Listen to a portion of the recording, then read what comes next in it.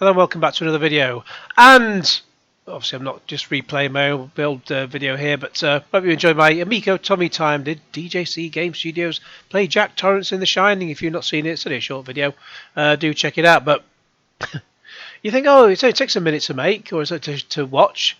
It's going to take dead easy, no time at all to make. It took me about an hour and a half to do all the editing on that. Just making sure every last little bit was perfect.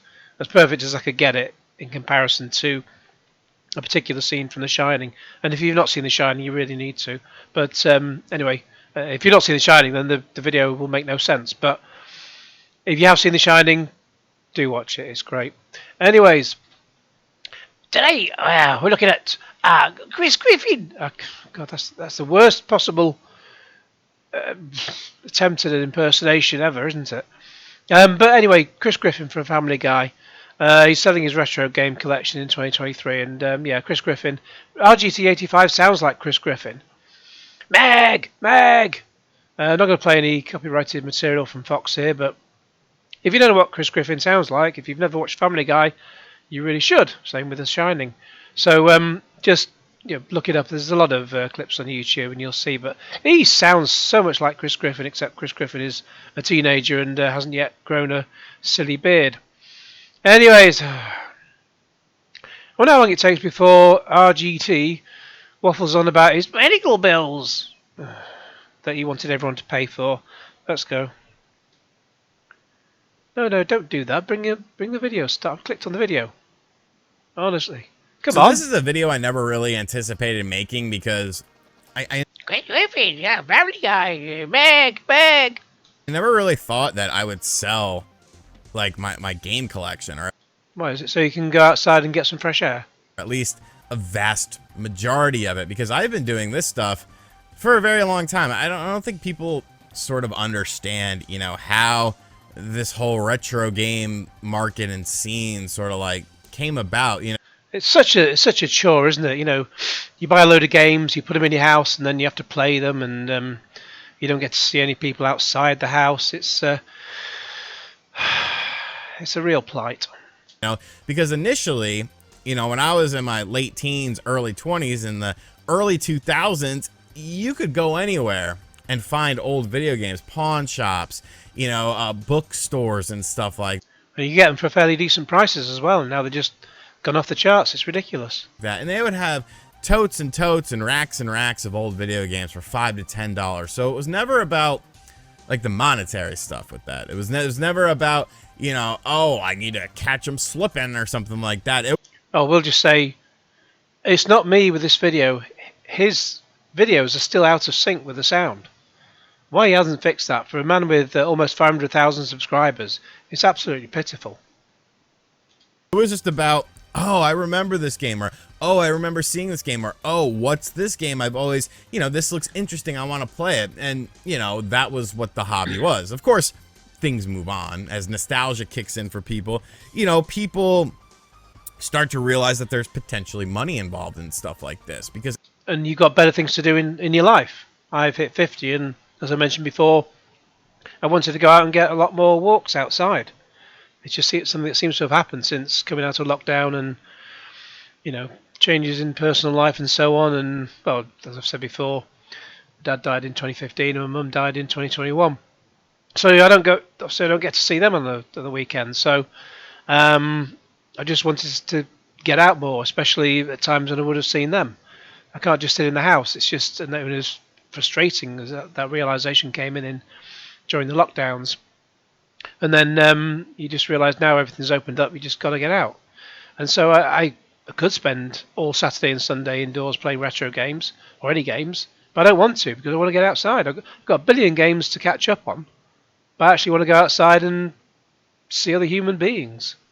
as these retro game stores are shutting down, and as more and more people are starting to show an interest in it, and less people are starting to get rid of their old gaming stuff, whether they knew they had it or they didn't, that's where the money got involved. And I wouldn't say, it ruined things. I would say it made things more competitive.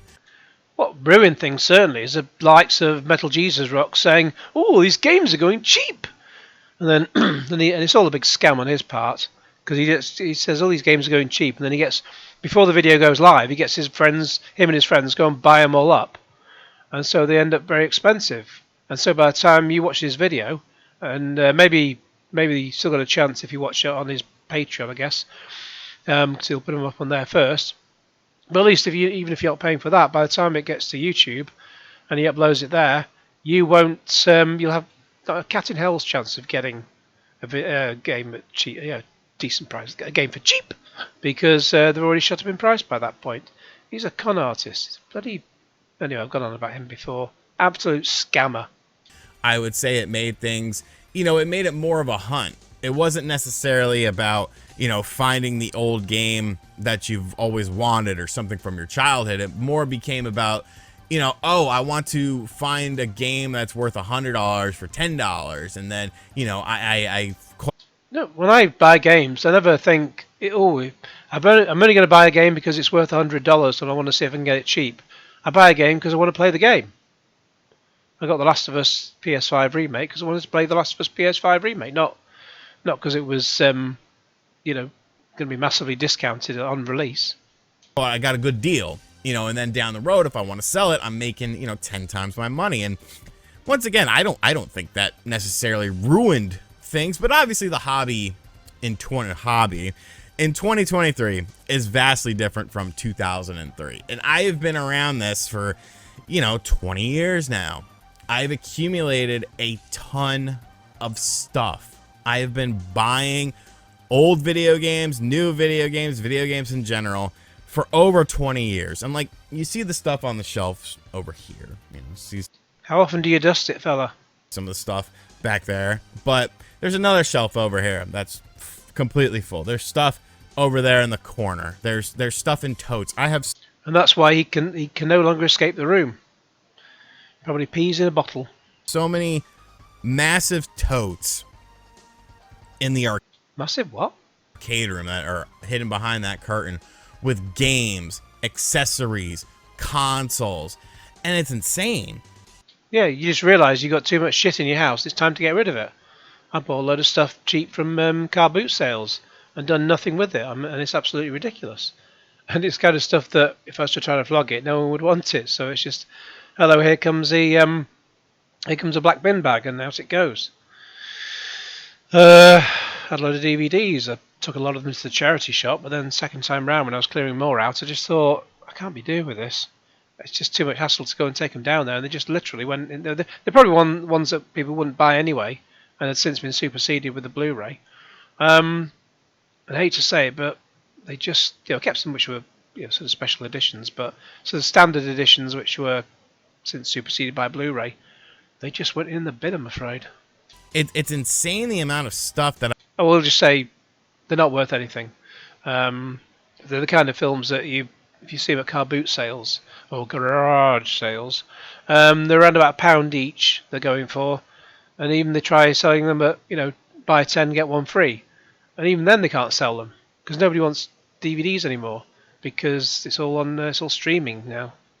I've amassed, and the easy reason, the easy logic behind why I'm selling my stuff, people would say, oh, it's because of the medical scare, and I mean that did play a role in it. Yeah, that's it. He wants some money. Like, let's be real, the hospital bill is very expensive. You can't get insurance in the United States unless you can't get insurance in the United States unless you get it between November and January. What? You have to get it between certain points of the year? I don't know. Can anyone in the US tell me if that's true? I don't know. But he says he can't afford medical insurance. I will just have a quick look on Social Blade to see how much he apparently earns. It's usually pretty accurate. Let's have a look. RGT. No, it's definitely not that RGT85. Try looking. No. RGT85 Social. What's it called? Social Blade.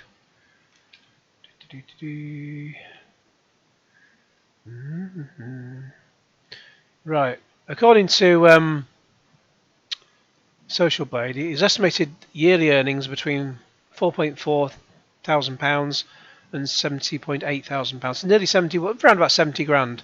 So it's probably, that's an estimate, it could probably be on about 60 grand based on YouTube revenue alone. So, yeah, he's earning enough. He's earning more than enough to get some bloody medical insurance. He's pulling your leg. I, of course, wasn't interested in insurance or anything like that during that time. You liar. Frame, so I can't get insurance until November, which isn't really for 2024. So this whole year, I have to pay for doctor bills and medicines and tests and give me money, stuff like that. And I'm seeing several different doctors and stuff, but why are you seeing several different doctors? You just see the same one. That's what we do over here, unless you need to see a specialist. But you don't need to see several different doctors. You know, one home GP and one specialist, and that's about it. you know, like that is a burden, but it's No, what's happening in Ukraine is a burden, not what's happening in your silly life. it's manageable. You know, it's manageable. They put me on, you know, payment plans for this, that, and the other. Like, it's fine. I have a very generous friend who also helped me out a bit. Like, it's fine. Like, I'm not worried about that. Oh, you got a generous friend. Does he have a lot of money? Could he be an angel investor? Could he save the Amico? I wouldn't say it's about the medical bills. I wouldn't say it's about, you know, the car that I'm fixing up, you know, that I bought kind of at a very, you know, incorrect time, probably in retrospect, you know. But to fix a car, you've got to go out of the house. And I can't see him doing that. Because obviously I have all these medical bills, but that's fine too. You know, that's already pretty much handled. So I always thought that I would get out of the hobby if something catastrophic happened to me. Kind of what? Catastrophic? What's catastrophic? I would get out of the hobby if something catastrophic happened to me. You know, if I needed a lot of money and stuff. But I feel like I don't really need that. Like, the reason I'm getting out is because A, like, it's just too much stuff, and B, it's stuff that I don't have feelings for. Feelings for a game. You mean it's too big the piles are too big, so that piles of games, not the piles on your bottom. The piles are too big such that you feel they might fall over and crush you, and then it'll be like when they come looking for you, it'll be like Chief Wiggum trying to look for Seymour Skinner when he's buried under his newspapers, and you'll be like, "I'm in here," and they won't hear you at all. You know, it's like I look at some of these games on the shelves, and I'm like, I don't have any attachment to this. You know, why do I have a copy of 10-Yard Fight and 720 and Abadox on the NES? Those are some games I just looked at. Because you just bought it on a whim and then didn't really think about it beyond that. Like, why do I have those games? I have no interest in playing those games. I have no emotional attachment to those games. Nothing sparks a memory from these games. So why do I have them sitting on a shelf rotting away when there's someone out there who potentially does have a memory of that? And just wonder if you say it was previously owned by RGT85, or as they say on some second-hand shops, it's pre-loved. Not pre-owned, but pre-loved. Now, if you say it's pre-loved by RGT85, you'll get people spending money hand over fist just to lick it, never mind buy it.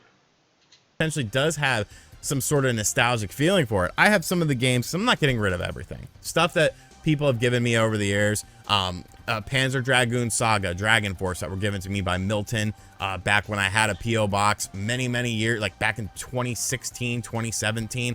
I'm keeping stuff like that because you'll sell it. Obviously, there's memories attached to it, but that was a gift. A memory from 2016. It's now 2023.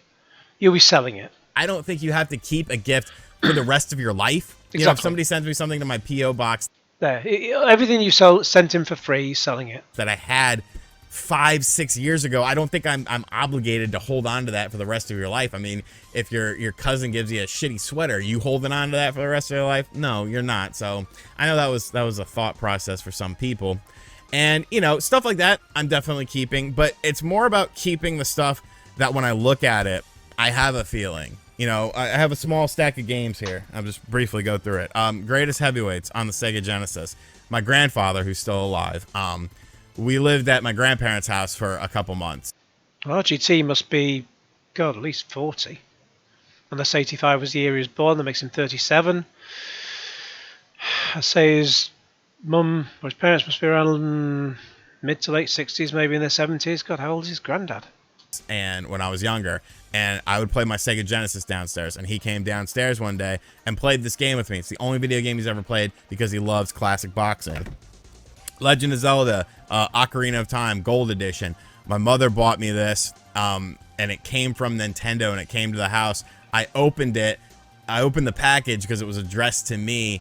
Of course, he's just advertising stuff he's going to be putting on eBay, so you can go, oh, I'll buy it, I'll buy it.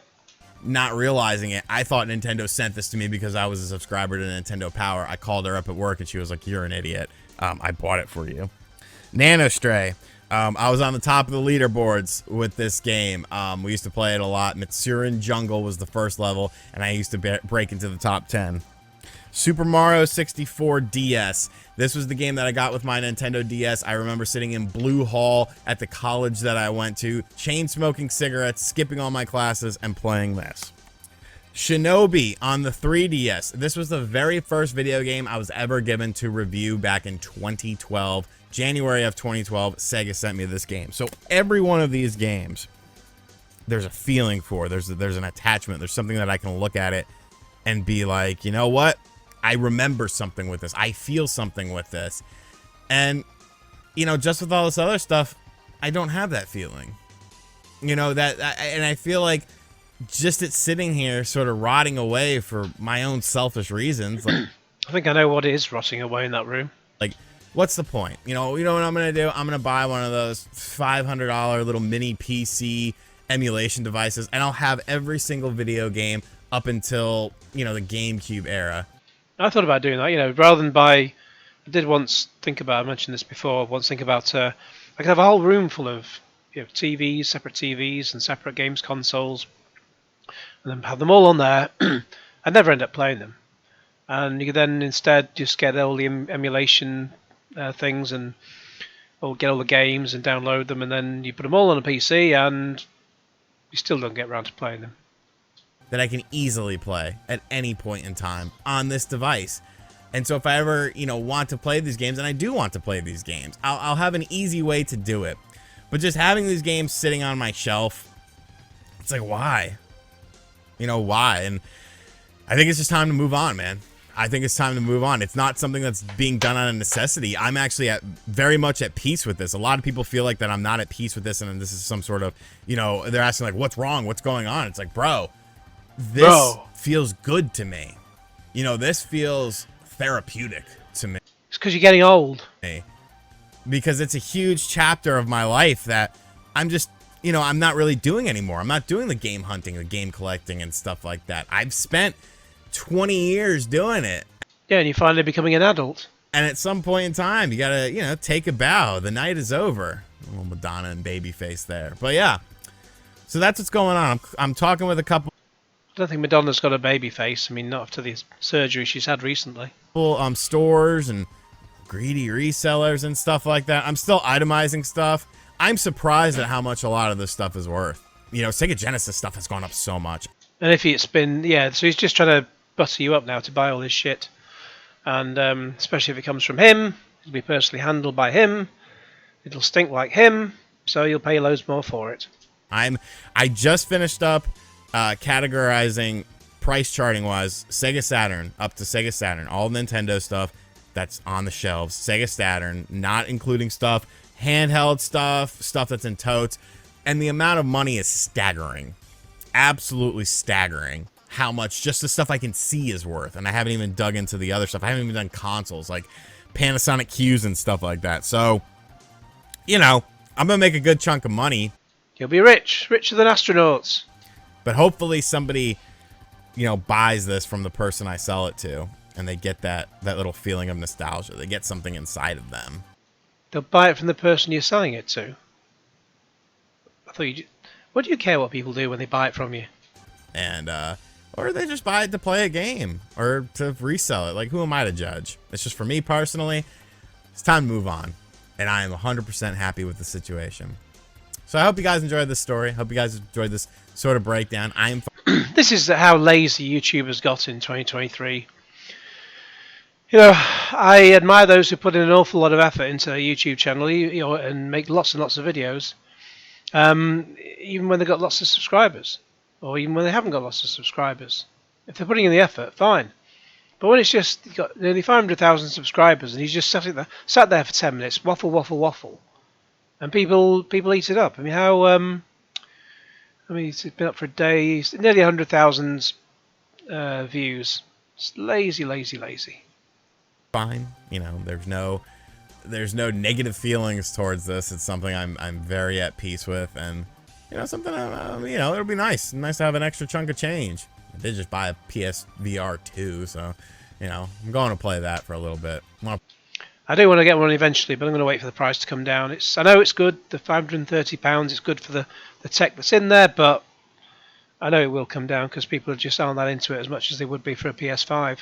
So also, for the amount of time, I play the PS5 a lot, but for the amount of time I play the PSVR 2, not so much. But I'm glad that it's finally just one cable, even though it's going to be one cable going into the Elgato capture unit, and then or one cable going into the PS5, and then into the Elgato, and then I don't know. It's already getting complicated.